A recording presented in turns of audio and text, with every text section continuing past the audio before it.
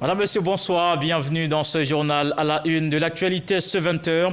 Plusieurs morts et des milliers de blessés à Beyrouth, au Liban. L'explosion au port de la ville endeuille le pays. La Côte d'Ivoire exprime sa compassion. Le Premier ministre était ce lundi à l'ambassade du Liban en Côte d'Ivoire, Ahmed Bakayoko, aux côtés de la communauté libanaise éprouvée par ces tristes événements. Le chef du gouvernement a également signé le livre de condoléances.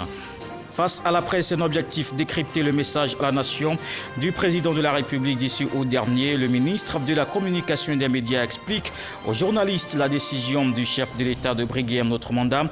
Un processus électoral qui est en cours. Le porte-parole du gouvernement invite donc à se référer à la décision du Conseil constitutionnel. Et puis la Côte d'Ivoire et le défi de la formation agricole. L'agriculture est encore le pilier de son économie. Le pays déploie depuis 2012 des programmes d'investissement. Dans ce journal, nous irons dans un centre d'excellence, l'école supérieure d'agronomie à l'INPHB de Yamoussoukro. Nous verrons comment ces acteurs sont formés au regard des défis de changement climatique et rareté des terres. Et puis au Niger, les forces de sécurité et l'armée française procèdent à des opérations de ratissage. 8 personnes tuées dans une attaque contre un véhicule d'organisation humanitaire. Les victimes se rendaient dans le parc animalier de Kouré pour voir les dernières girafes d'Afrique de l'Ouest. Des morts et d'importants dégâts à Beyrouth la semaine dernière. Le Liban n'est pas seul dans la douleur. La Côte d'Ivoire à ses côtés. Le Premier ministre s'est rendu à l'ambassade du Liban. Ahmed Bakayoko exprime la compassion du pays. Le chef du gouvernement a signé le livre de condoléances ouvert. Cheikh Koné. Par cet acte, le chef du gouvernement Ahmed Bakayoko est venu exprimer la compassion du peuple ivoirien aux autorités libanaises en ce moment difficile pour le Liban et prier pour le repos des âmes des victimes de cette double explosion. Et cela n'est que normal d'un peuple assez aimable. Il aimerait envoyer un message pour son Excellence le Président de la République de la Côte d'Ivoire et un remerciement fort de tout son corps et pour le Premier ministre sur cette solidarité qu'ils ont montré à nous. Dans le livre de condoléances, le Premier ministre, au nom du chef de l'État et de la nation, a exprimé toute sa compassion et sa solidarité envers le peuple frère du Liban. Comme vous savez, le drame que vit le Liban appelle à une solidarité internationale. Et nous, ici en Côte d'Ivoire, nous avons été bien souvent l'objet de marques de solidarité du peuple libanais à la faveur de certaines situations. Et vous savez, la forte communauté libanaise qui vient en Côte d'Ivoire, en parfaite harmonie avec leurs frères de Côte d'Ivoire, c'était pour nous un devoir de venir ici marquer notre solidarité, leur dire qu'ils ne sont pas seuls et prier le Tout-Puissant pour que les victimes de ces événements soient apaisées. Les deux violentes explosions survenues le mardi 4 août dans la capitale libanaise, Beyrouth, ont détruit ou endommagé près de la moitié de la ville, laissant jusqu'à 300 000 personnes sans domicile. Au moins 100 victimes et 4 000 blessés sont à déplorer. Une journée de deuil national a été décrétée le mercredi pour les victimes. Et au Liban, justement, la tension reste forte. De nouveaux heurts ont éclaté dimanche soir dans le centre de Beyrouth entre les forces de l'ordre et un groupe de manifestants. Il s'agit de la deuxième journée consécutive d'affrontements après l'explosion meurtrière au port de la capitale libanaise. Certains manifestants ont tenté d'escalader les imposantes barricades de fer érigées par la police pour protéger la rue menant au Parlement. Le gouvernement a tenu une réunion ce lundi après-midi. 4 membres de l'équipe ont déjà annoncé leur démission depuis hier dimanche. Et puis le ministre de la Communication et des Médias face à la presse ce lundi, Sidi Timoko Touré, explique la décision du chef de l'État de se porter candidat à l'élection présidentielle d'octobre, annonce faite le 6 août dernier lors de son message à la nation. Le porte-parole du gouvernement appelle chacun à se référer à la décision du Conseil constitutionnel. Des détails avec Éric Goré. Un journaliste mal informé est un danger pour la société. Sidi Touré l'a bien compris. En rencontrant la presse nationale et internationale, le porte-parole du gouvernement avait un objectif principal, faire taire toutes les spéculations liées à la candidature d'Alassane Ouattara. Conformément à la Constitution de 2016, instaurant la Troisième République, dont le peuple souverain de Côte d'Ivoire s'est librement doté, Cette candidature du président de la République sera la première de la Troisième République. Elle est donc légale et conforme au principe fondamental de la non-rétroactivité des lois. Le ministre de la Communication en a profité pour inviter l'opposition à plus de responsabilités. Des élections appellent toujours quelques tensions, ça et là, et ceci, la Côte d'Ivoire ne fait pas exception. Donc c'est dans cette perspective, dans l'espoir que les uns et les autres, dans leur démarche d'expression démocratique, en tiennent compte. Seulement, c'est que chacun soit conscient de l'intérêt de l'exercice de son droit démocratique, mais en tenant compte du fait qu'il faut préserver la sérénité des débats. Avant de finir son intervention, Sidi Touré a ajouté que seul le Conseil constitutionnel est compétent pour valider ou invalider la candidature d'Alassane Ouattara. En tout état de cause, je voudrais indiquer que notre pays dispose aujourd'hui d'institutions fortes et indépendantes. Et en la matière, il reviendra au Conseil constitutionnel de trancher définitivement sur cette question, ainsi que celle relative à toutes les autres candidatures déclarées. Pour cette élection du 31 octobre prochain, le FPI sera représenté par Afi Nguessan. Le PDCI présentera quant à lui Henri Konan Bédié et le RHDP a pour candidat Alassane Ouattara. Et revenons justement sur les réactions après l'annonce du chef de l'État candidat à l'élection présidentielle d'octobre. Un message à la nation suivi à Lakota. On voit l'ambiance dans cette ville avec Mamadou Kwasi. Parade de motos et de voitures à travers les rues de la ville de Lakota. Les populations de cette localité, à l'instar des autres villes de Côte d'Ivoire, célèbrent la décision du président de la République, Alassane Ouattara, de se porter candidat à la prochaine présidentielle. Une annonce qui galvanise davantage les militants du RHDP de ce département. Et on l'a fait parce que nous voulons la paix ici à Lakota, mais la paix en Côte d'Ivoire, et nous voulons que le président Alassane Ouattara continue son œuvre de développement parce qu'il y a beaucoup à faire. Si nous nous donnons la main, comme nous allons nous donner la main, nous allons avoir une victoire sans embâche. Nous vous promettons de mener une campagne civilisée pour une victoire que rassemble à Lakota. Cette annonce vient renforcer la réconciliation et la cohésion entre le maire de Lakota, Sami Meri, et le député Abdoulaye Kouyaté. Une union qui permettra au département de Lakota de jouer véritablement sa partition pour la victoire du président de la République, Alassane Ouattara, lors de la prochaine élection présidentielle. Le président de la République attendu du 9 au 12 septembre dans le Moronou. Alassane Ouattara sera en visite d'État dans cette région. C'est déjà la mobilisation dans la localité. L'inspecteur général d'État a rencontré les forces vives. Alexis Goudraogo. Du 9 au 12 septembre prochain, le chef de l'État Alassane Ouattara effectue une visite d'État dans le Moronou. Et pour une mobilisation exceptionnelle, l'inspecteur général d'État Théophile Awandoli était samedi à Bongouanou, avec à ses côtés corps préfectoral, élus, cadres, chefs coutumiers et religieux. Nous allons être la 30e région qui va recevoir le président de la République. Le président vient pour nous envoyer le développement. Ça là, c'est pas politique. Nous devons tous nous mobiliser comme un seul homme, comme une seule femme, pour accueillir le président de la République de Côte d'Ivoire. C'est le 9 septembre que le chef de l'État est attendu dans le Moronou. Il présidera un conseil des ministres avant de se rendre dans les chefs-lieux de département, à savoir Arambato, pour finir à Bongouanou.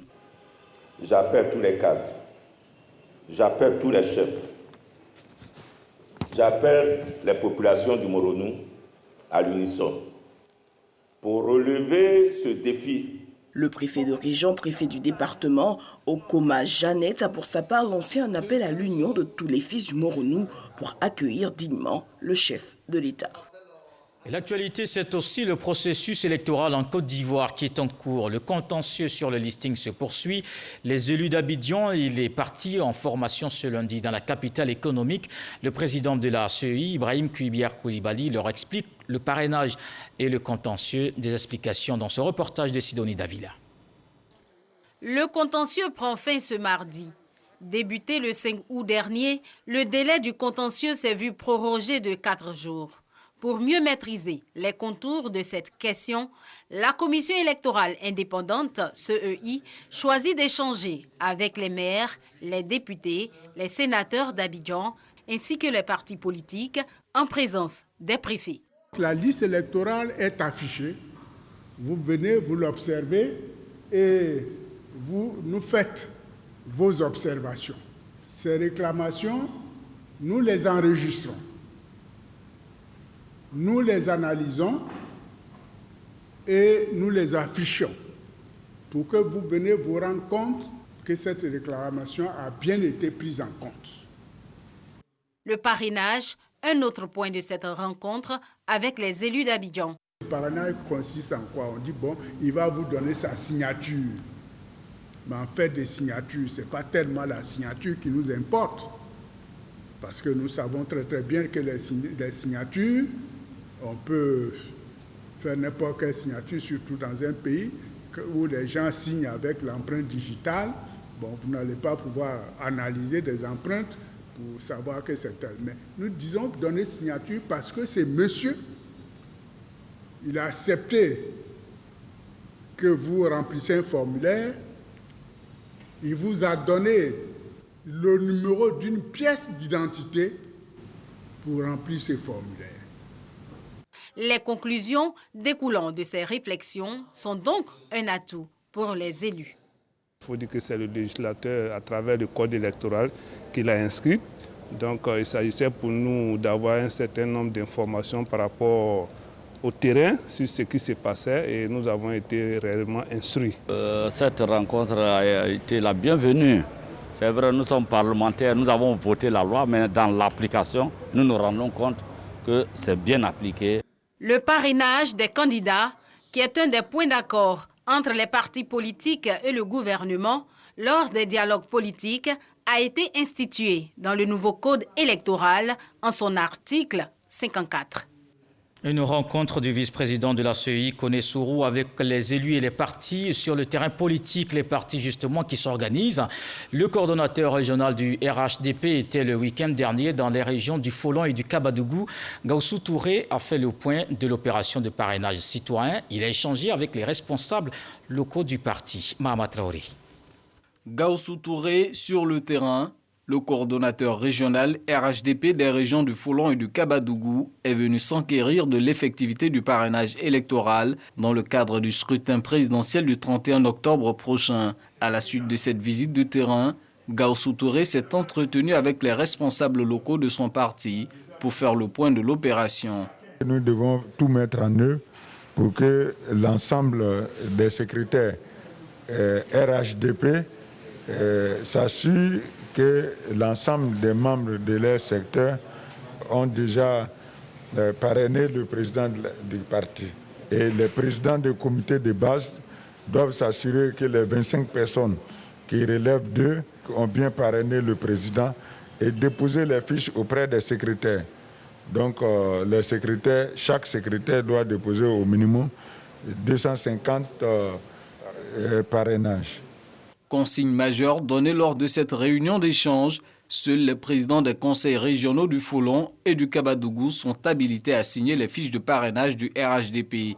La liste électorale provisoire étant affichée, Gaussou Touré invite les responsables locaux à les consulter et à porter des réclamations en cas de besoin dans les délais requis. Et cette élection présidentielle doit se tenir dans un environnement paisible. C'est l'objectif que vise la secrétaire d'État chargée des droits de l'homme. Aimé Zébéyou met à contribution les ONG, les leaders d'opinion et les acteurs de la promotion des droits de l'homme. Ils sont appelés à s'impliquer pour une période électorale de paix et rigoureux.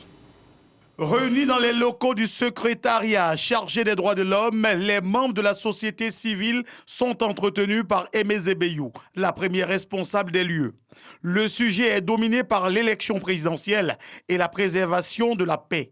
Sans détour, Aimé Zébéyou s'insurge contre l'incivisme et la désobéissance à l'encontre des autorités qui incarnent la République de Côte d'Ivoire en cette période électorale.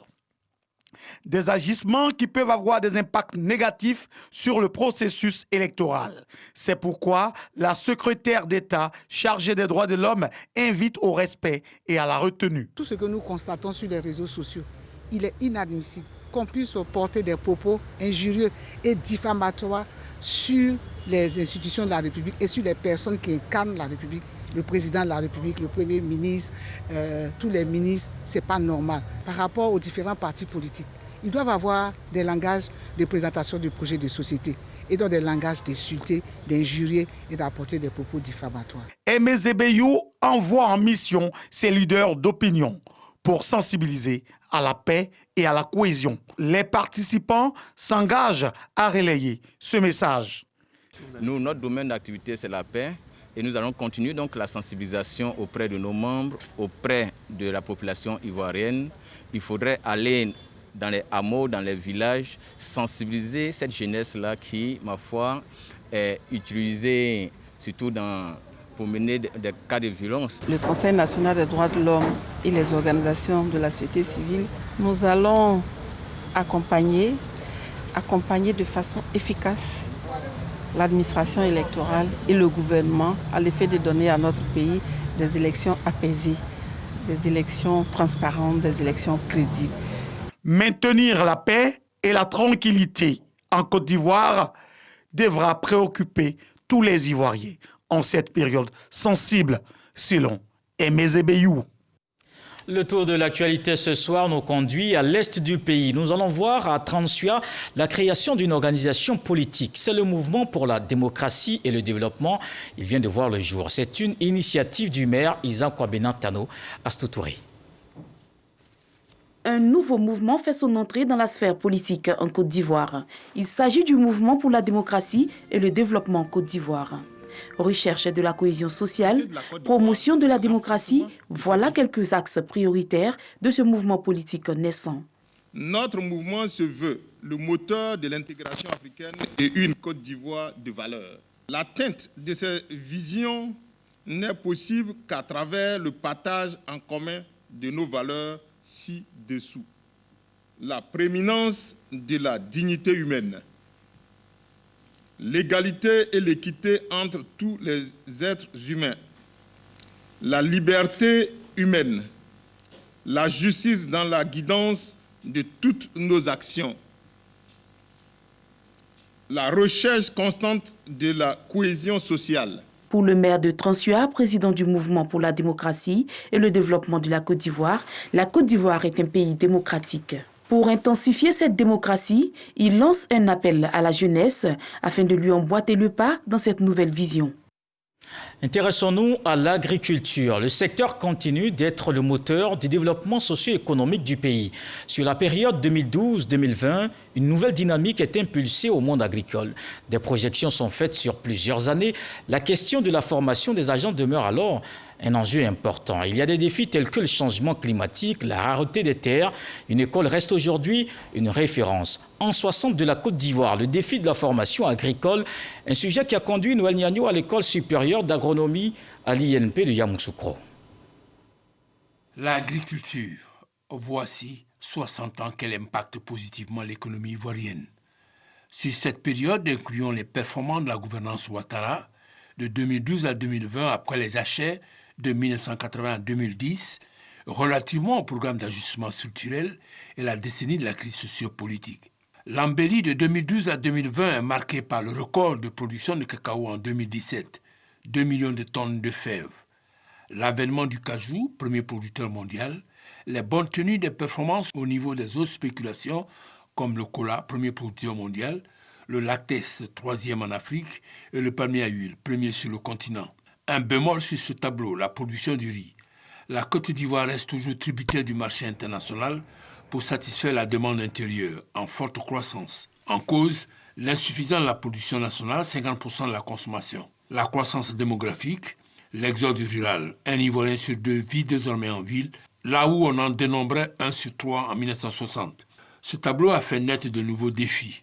Repenser l'agriculture devient une exigence vitale pour être en phase avec les exigences de l'heure. L'agriculture de demain doit être une agriculture plus moderne, plus technologique, plus digitale et moins encombrante, de sorte qu'elles réussissent avec un petit effectif d'agriculteurs à nourrir davantage de populations. Produits avec efficacité et efficience sont au cœur de la nouvelle agriculture. À titre d'illustration, ces bananiers ont été plantés en saison sèche, mais alimentés par l'eau du lac. Au bout de 8 mois, ce bananier produit. Donc le mois de juillet, août, septembre, notre pays, si on adopte ce type de système, on ne manquera jamais de nourriture, surtout au niveau de la banane. La deuxième chose qui est importante, vous voyez le bananier, il est en association avec le cacaoyer. Les feuilles de bananier, leur ombre protège le cacaoyer. Et donc le cacaoyer, au bout de 3 à 5 ans, va produire. Et puis, vous voyez l'alignement des plants. La machine passe. On n'a pas besoin de main-d'œuvre importante pour travailler dans une telle plantation. Donc, sur toute la chaîne de valeur, cette école peut apporter maintenant son expertise, c'est de réfléchir à nos problèmes. Pour réfléchir à ces problèmes de l'agriculture ivoirienne de demain, il faut des agents de conception ou ingénieurs agronomes d'un genre nouveau.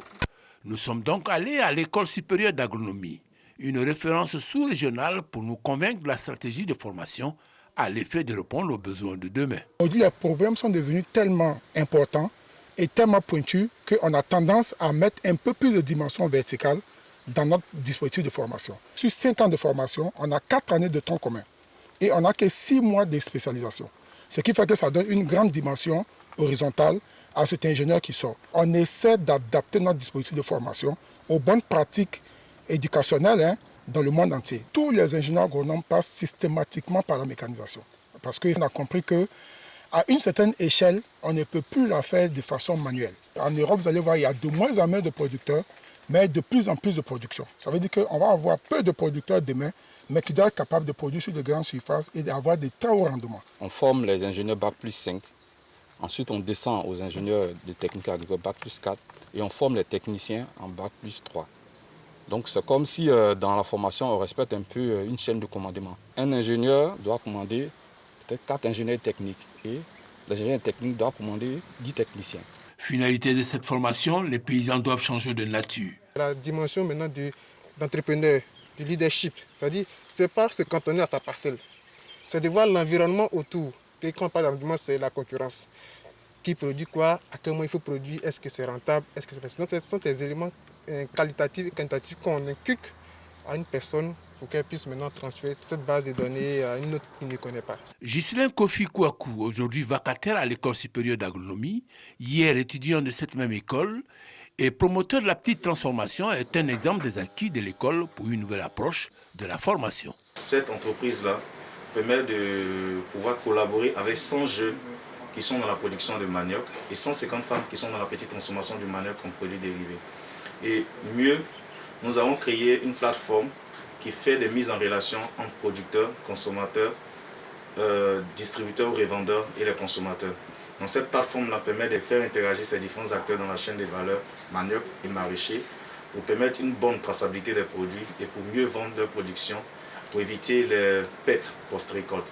L'autre pan de l'école, la formation à l'exploitation des drones, la gestion de l'eau, quels que soient les moyens du producteur. Dernière ouverture pour coller aux enjeux nouveaux, la formation des agripreneurs. Je suis venu ici avec le CP. Vraiment, ce que j'ai appris ici, c'est comme j'étais venu avant, actuellement même, j'étais déjà riche. Parce qu'ici, on apprend tout, on te montre tout. Donc vraiment, je suis très très heureux. Avant de se mettre sur une parcelle, il faut d'abord faire l'approche du marché d'abord pour voir quelles sont les périodes aussi, ou bien chez qui tu vas vendre. Donc cette formation m'a donné un plus aussi. Voilà la somme de réponses de formation des agents de conception de la Côte d'Ivoire face aux enjeux de demain, surtout que pour plus d'une décennie encore, l'agriculture va impacter le développement socio-économique de la Côte d'Ivoire.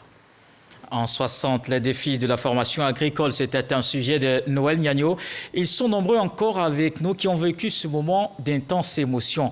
La proclamation de l'indépendance, la montée du drapeau ivoirien le 7 août 1960, le défilé qui a suivi et la réception, les festivités populaires. Quand les souvenirs remontent 60 ans après, des témoins racontent dans ce reportage de Patricia Omouetia. Il y a plusieurs photos, mais ce sont autant de témoignages précieux sur une journée historique pour la Côte d'Ivoire. Des images en noir et blanc, parfois légèrement dégradées par l'humidité, prise par Louis Normand, un des grands photographes des années 60.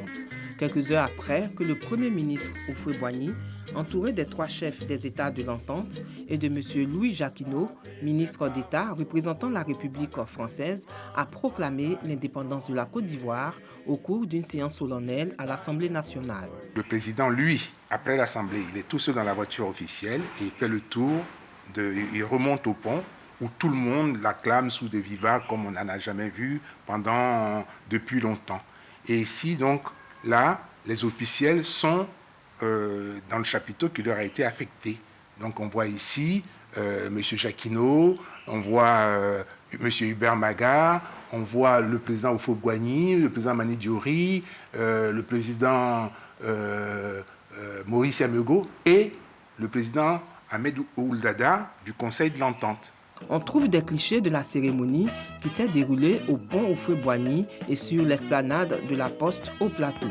Grâce aux angles de prise de vue, on voit la foule. La simplicité des manifestations frappe au vu de l'importance de l'événement qui s'est achevé par une réception privée chez Yassé Philippe. Dablé André a vécu ce 7 août 1960. Élève, il avait 16 ans à l'époque, il était en vacances à Abidjan. Je vous assure que ça a été impressionnant parce que c'est la première fois que nous voyions un tel événement.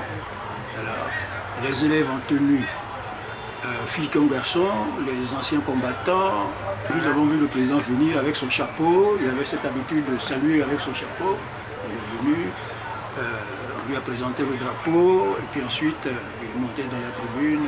Puis le défilé a commencé. Il explique ainsi le caractère sobre de l'événement et souhaite la reprise des fêtes tournantes. Aujourd'hui, il y a eu beaucoup d'investissements qui ont été faits, mais si les fêtes sont tournantes, si on réinstitue cette tradition-là, elle permettra aux régions d'être en contact avec les responsables et administratifs et politiques. Aujourd'hui encore, ce bonheur se lit sur les nombreuses photos de groupe. On peut aisément lire la joie qui animait le président Houphouët-Boigny, constate Michel Buitruy du fonds de photographie de Louis Normand. C'est ce publicitaire de formation qui détient ce patrimoine qui aurait probablement été voué à la disparition. Y a-t-il encore d'autres photos de l'indépendance dans des archives privées en Côte d'Ivoire? C'est très possible, car selon ces témoins, il faut remettre le père de l'indépendance dans l'actualité, car selon eux, il est oublié. Indépendance 2020, des festivités cette année impactées aussi par la Covid-19, mais la Côte d'Ivoire reste engagée à mettre fin à la pandémie dans le pays.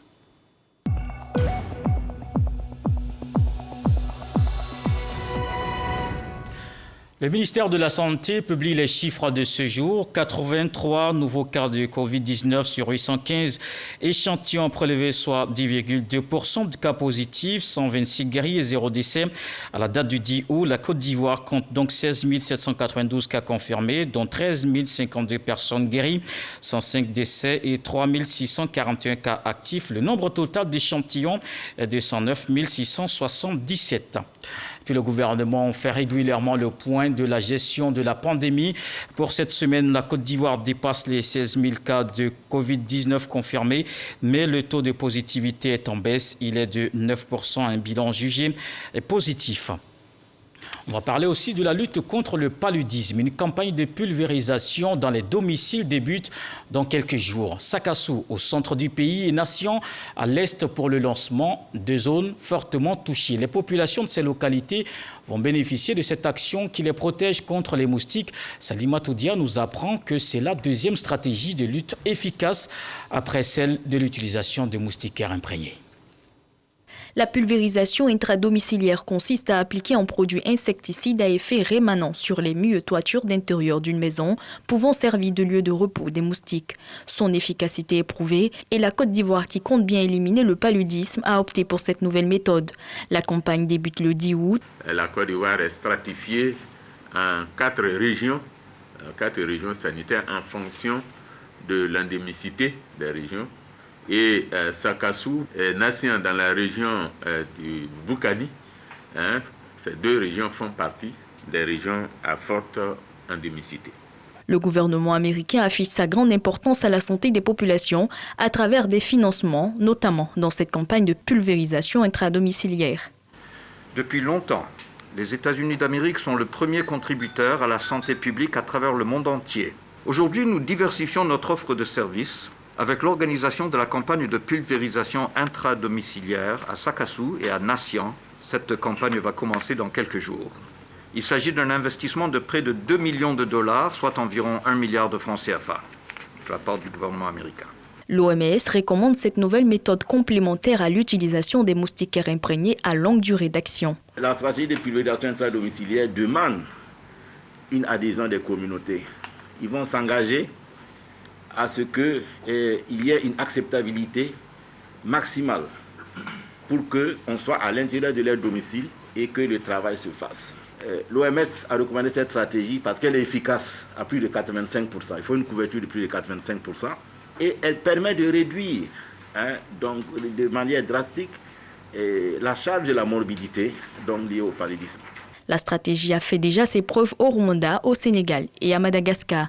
De 3 440 décès en 2016, la Côte d'Ivoire passe à 1 641 décès en 2019, des progrès enregistrés.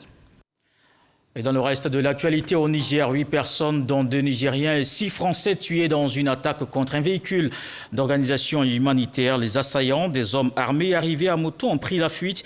Les forces de sécurité nigériennes procèdent à des opérations de ratissage aidées par l'armée française. Les victimes se rendaient dans un parc où vivent les dernières girafes d'Afrique de l'Ouest, une zone qui n'avait fait l'objet d'aucune alerte sécuritaire et qui n'était pas interdite à la visite. Le parquet national antiterroriste français a annoncé aujourd'hui avoir ouvert une enquête. Voilà qui met un terme à ce journal. Merci de l'avoir suivi. Retour de l'actualité 23h avec Marine Cognan. Retenons ce soir que chaque jour est un nouveau départ. Je vous souhaite une fructueuse semaine. Dieu voulant, on se retrouve demain.